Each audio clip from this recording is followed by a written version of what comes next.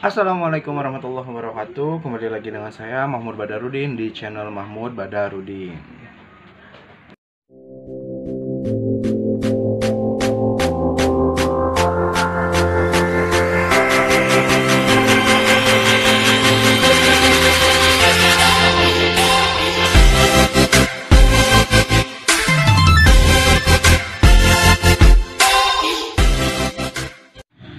Semangat pagi Sobat Pendidikan, kembali lagi dengan saya Mahmud Badarudin di channel Mahmud Badarudin. Nah, hari ini kita akan belajar mengenai aljabar, yang di dalamnya terdapat definisi aljabar itu sendiri apa, unsur-unsur pada aljabar, terus substitusi suatu bilangan pada bentuk aljabar, dan mencari KPK serta EPB pada bentuk aljabar. Nah, sebelum kita masuk ke video pembelajaran, buat kalian yang belum like video ini, silahkan di like terlebih dahulu. Buat kalian yang belum subscribe, silahkan di subscribe channel YouTube ini agar kami lebih semangat dalam mengupload video pembelajaran. Dan buat kalian yang belum share video ini, silahkan di share terlebih dahulu agar banyak orang yang merasakan manfaat dari video pembelajaran ini. Seperti itu. Dan buat yang kalian yang belum komen, silahkan di komen terlebih dahulu kalian dari daerah mana, sehingga kita tahu kalau misalkan video ini disaksikan oleh siswa-siswa dari mana saja, seperti itu. Nah, jika sudah, mari kita langsung masuk ke video pembelajaran. Maka mari kita saksikan. Oke, ini adalah materi mengenai aljabar. Nah, sebelum kita masuk ke materinya, maka kalian harus mengetahui dulu apa definisi dari aljabar itu sendiri. Nah, aljabar adalah kalimat matematika yang memuat simbol untuk mewakili bilangan yang belum diketahui. Jadi, aljabar itu pasti ada simbol ya, entah itu huruf ataupun bentuk yang lain. Yang penting, simbol itu menyatakan suatu bilangan yang belum diketahui, seperti itu. Nah, contohnya adalah 2x gitu kan. Nah, ini kan x itu huruf ya, maka di sini 2x berarti artinya adalah 2 dikali x, seperti itu. Yang kedua, misalkan 4 segitiga ditambah 2 gitu kan. Artinya 4 segitiga ditambah 2 adalah 4 dikali segitiga, hasilnya ditambah 2. Atau yang ketiga nih, 5A kuadrat dikurang 1. Nah, artinya 5A kuadrat. Nah, kan sebelumnya sudah pernah belajar kan tentang bilangan berpangkat. Kalau berpangkat itu adalah perkalian yang berulang, seperti itu. Sehingga ketika 5A kuadrat dikurang 1 adalah 5 dikali A dikali A dikurang 1. Dengan X, segitiga A adalah bilangan yang belum diketahui gitu kan. Karena definisi dari aljabar itu tadi, simbol yang mewakili bilangan yang belum diketahui. Bilangan itu adalah X, simbol itu adalah X, segitiga, dan A. Yang kedua di sini adalah unsur-unsur pada aljabar. Nah, unsur pada aljabar di sini ada 4. Yang pertama di sini adalah variabel atau peubah gitu kan. Nah, variabel adalah simbol yang mewakili suatu bilangan. Nah, aljabar di sini kan kalimat yang memuat simbol. Berarti simbol di situ adalah variabel. Sehingga dengan kata lain, aljabar adalah kalimat matematika yang memuat variabel, seperti itu kan. Nah, misalkan nih, tadi kan sudah dijelaskan simbolnya adalah X, segitiga, atau A, maka di sini juga sama. 2X artinya variabelnya adalah X, seperti itu kan. A kuadrat ditambah 2A ditambah 1 variabelnya adalah A gitu kan. Kenapa A? Ini kan huruf A. Ini huruf A. Maka variabelnya adalah A gitu. Walaupun di sini pangkatnya kuadrat, di sini pangkatnya 1, tapi tetap variabelnya adalah A karena sama-sama A gitu kan. Kecuali kalau di sini A kuadrat ditambah 2B, maka variabelnya adalah A dan B. Yang ketiga, 4 segitiga ditambah 2 kotak. Nah, variabelnya adalah segitiga dan kotak. Karena segitiga dan kotak beda gitu kan. Maka variabelnya adalah segitiga dan kotak, seperti itu. Itu yang pertama atau disebut variabel.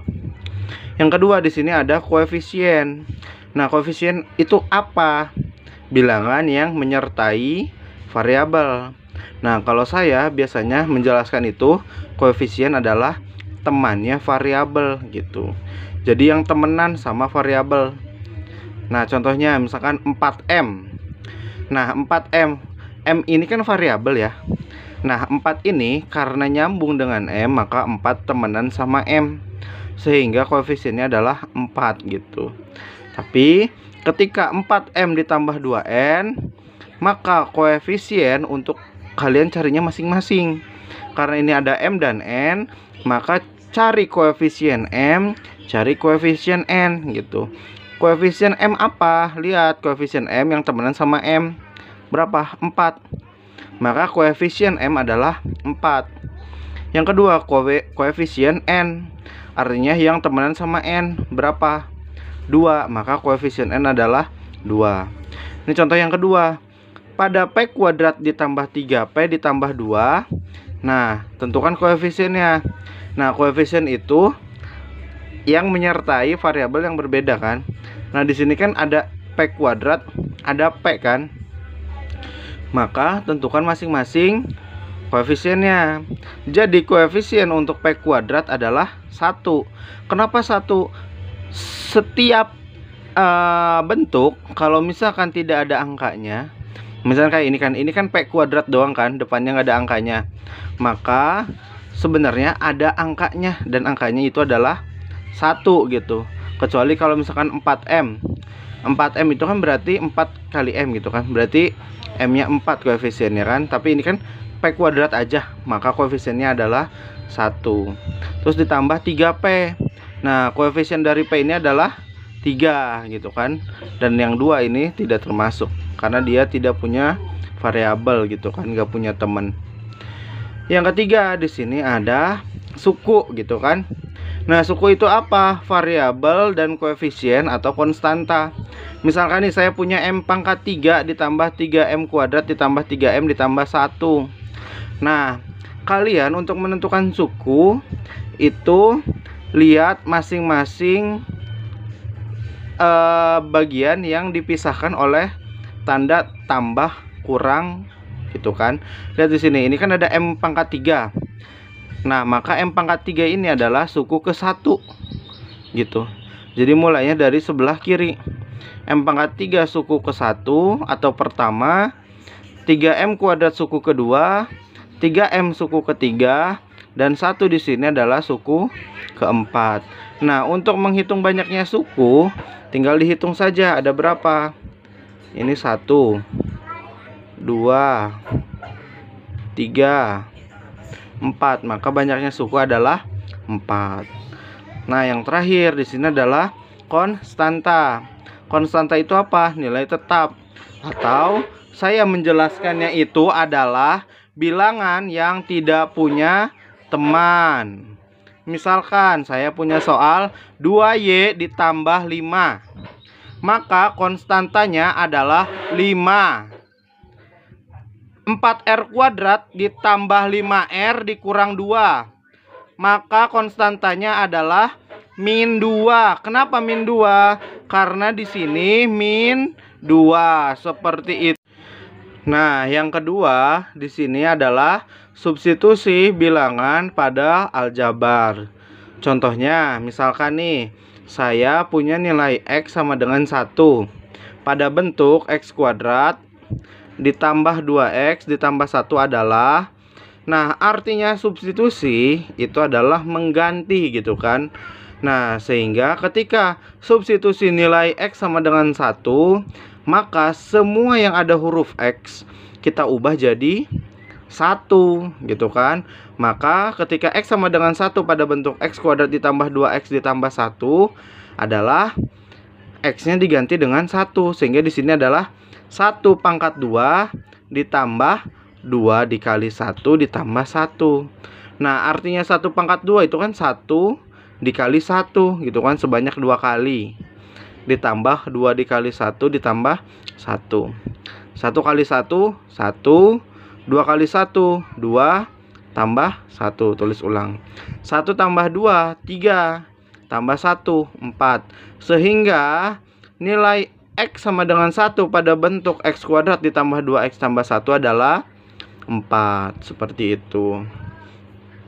Untuk contoh yang kedua, misalkan soalnya seperti ini. Jika P sama dengan 3 dan Q sama dengan min 2, maka nilai dari P kuadrat ditambah Q kuadrat ditambah 2PQ adalah sama. Yang ada huruf P kita ubah menjadi 3 atau kita substitusi ya menjadi 3. Yang ada huruf Q kita substitusi menjadi min 2. Seperti itu. Sehingga P kuadrat ditambah Q kuadrat ditambah 2PQ. Nah, kan ini P kuadrat ya. P kuadrat itu kan P dikali P. Q kuadrat itu Q dikali Q. 2PQ itu artinya 2 dikali P dikali Q gitu kan. Nah, P-nya tadi berapa? 3. Maka di sini adalah 3 dikali 3 ditambah Q dikali Q. Q-nya min 2. Maka min 2 dikali min 2 ditambah 2 dikali P. 2 dikali P, P-nya 3. Berarti 2 kali 3 dikali Q. Q-nya adalah min 2. 3 dikali 3, 9. Min 2 dikali min 2, 4. 2 dikali 3, 6. Dikali min 2, min 12. Sehingga 9 ditambah 4 itu 13 dikurang 12 sama dengan 1. Jadi itu untuk substitusi bilangan pada aljabar. Yang ketiga di sini adalah KPK dan FVB bentuk aljabar. Nah, kan kalau KPK dan FVB itu pas SD banyak banget kan caranya. Ada yang cara faktorisasi, ada yang cara pakai kotak-kotak gitu kan. Kalau faktorisasi kan itu pakai pohon ini ya. Pohon apa sih namanya? Pohon bilangan itu loh yang begini-begini nih. Gitu kan? Nah, ini adalah dengan menggunakan faktorisasi. Nah, contohnya adalah seperti ini. Misalkan KPK dari 2A kuadrat ditambah B ditambah 6AB pangkat 3 adalah, lihat di sini, 2A kuadrat B. Nah, 2A kuadrat B artinya 2 dikali A dikali A dikali B. Kenapa A-nya 2 kali? Ini kan A kuadrat. Artinya A kuadrat A dikali A. Seperti itu kan. Terus yang kedua, 6 AB pangkat 3. Nah, 6 itu 2 dikali 3. A-nya ada 1 berarti dikali A. Dikali B-nya ada 3 berarti kali B. Kali B. Kali B. Nah, masih ingat kan cara mencari KPK dengan faktorisasi? Yang sama ditulisnya 1 kali. Lihat di sini. Ini 2, ini 2. Sama, maka ditulisnya 1 kali. Nah, kalau yang enggak sama langsung ditulis. 3 kan gak ada yang sama berarti tulis. Terus A ada yang sama enggak? Ada kan? Nah, ini sama ini. Kita tulis 1 kali. A yang atas ada yang sama enggak dengan yang bawah? Enggak ada. Berarti kita tulis. B-nya ada yang sama enggak? Ada kan? Nah, yang sama ditulis 1 kali. Ini B dikali B, tinggal tulis ulang. Nah, sehingga KPK-nya adalah 2 dikali 3 itu 6. A-nya ada 2 berarti A kuadrat. B-nya ada 3 berarti B pangkat 3. Seperti itu. Maka KPK-nya adalah 6A kuadrat ditambah B pangkat 3. Terus yang kedua, misalkan EPB dari 4M kuadrat N dan 9N kuadrat MN kuadrat adalah sama. Kita faktorkan dulu gitu. 4M kuadrat N artinya kan 4 dikali 4 2 dikali 2 dikali M dikali M. M-nya ada 2 karena di sini M kuadrat kan. Dikali N gitu kan. Terus di sini 9. 9 itu kan 3 kali 3 kan. Maka 3 dikali 3, M-nya ada 1 berarti ditulis 1 kali. Terus N-nya ada 2 berarti N kali N. Nah, bedanya KPK dan EPB, kalau EPB kita cari yang samanya aja. Lihat, 2 ada yang sama? Enggak. Atas. Nah, kalau EPB itu kan cari yang sama di atas sama di bawah kan. Sekarang lihat. 2 di atas kan ada nih, di bawah ada nggak? Nggak ada, maka ini nggak usah ditulis, nggak ditulis. M di atas ada, di bawah ada. Ada berapa yang sama? Lihat, ini kan M, ini M. Maka kita tulis M. Di atas ada M lagi, di bawah ada nggak? Nggak ada, berarti satu aja ya M-nya. Terus N, yang atas ada, yang bawah ada. Nah, maka kita tulis. Nah, di bawah kan ada N lagi nih, tapi di atas nggak ada, berarti nggak usah ditulis. Sehingga EPB-nya adalah M dikali N. Nah, M dikali N kan MN gitu kan, langsung aja. Jangan M dikali N tiba-tiba jadi 6, jangan. Kan kita belum tahu M-nya berapa, N-nya berapa. Maka ketika M dikali N adalah MN aja, seperti itu. Nah, materinya udah selesai. Jika kalian ada pertanyaan, silahkan hubungi saya di Instagram @mahmudbadarudin6262 atau email di badarudinmahmud070@gmail.com, seperti itu. Agar kalian lebih paham, di sini saya punya soal. Jadi silahkan dikerjakan, kemudian silahkan dikerjakan gitu kan. Di sini dicoba kuy ada 3 soal, 1, 2, 3. Silahkan kan dikerjakan dengan sebaik-baiknya. Nah, di sini saya sengaja menuliskan quotes gitu kan. Jika kamu sudah menentukan seberapa tinggi cita-citamu, maka seharusnya apa yang masih terlihat olehmu bukanlah hal yang sulit. Karena kan saya sudah pernah bilang kalau misalkan cita-cita itu jangan setinggi langit, karena langit itu terlalu rendah untuk dijadikan tujuan gitu. Maka cita-citalah lebih dari langit gitu kan, sehingga apa yang terlihat itu akan terasa mudah. Matematika kan masih terlihat ya, berarti harusnya mudah gitu. Dan itu yang harus kalian tanamkan di dalam diri kalian. Bagaimana sobat pendidikan? Materi tadi mudah bukan? Ya, mudah-mudahan mudah. Nah, jika merasa belum hafal atau belum mengerti, silahkan diputar kembali saja videonya pas bagian pembelajarannya. Dan letak mananya yang kalian tidak mengerti, silahkan dilihat kembali video tersebut. Jika masih belum mengerti, silahkan DM Instagram saya di @mahmudbadarudin6262 atau lewat email saya di badarudinmahmud070@gmail.com. Nah, untuk kalian juga yang belum like video ini, silahkan di like terlebih dahulu. Dan buat kalian yang belum subscribe channel YouTube ini, silahkan di subscribe agar kami lebih semangat dalam mengupload video pembelajaran. Nah, tadi sudah bacakan quotes-nya. Nah, sebelum masuk ke quotes itu, saya ingin memberikan quotes tentang cita-cita. Nah, jika kalian dalam membangun cita-cita, janganlah membangun cita-cita setinggi langit. Karena kenapa? Langit itu terlalu rendah untuk kalian jadikan cita-cita. Maka cita-citalah yang lebih tinggi dibanding langit. Nah, kemudian jika kalian sudah membuat cita-cita yang melebihi dari langit, maka apapun yang kalian saksikan, maka itu bukanlah hal yang sulit untuk dikerjakan. Begitupun dengan matematika dan pelajaran yang lainnya, seperti itu. Jadi semangat, insya Allah Allah akan membantu buat kaumnya yang mau berusaha. Ya, sekian dari saya, kurang lebihnya mohon maaf. Wabillahi taufiq wal hidayah. Wassalamualaikum warahmatullahi wabarakatuh. Salam pendidikan.